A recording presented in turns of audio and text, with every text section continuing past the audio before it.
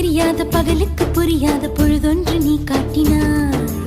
இதயத்தில் நீ இருப்பதனால் நான் தூங்கும் நேரத்தில் என்னுள்ளே தூங்காமல் நெஞ்சுக்குள் வாயாடினாய். கண்ணாடி நீ கடிகாரம் நான் உன்னுள்ளே ஓடோடி வாழ்வே. காதல் எனும் கடுதாசி நீ என்றென்றும்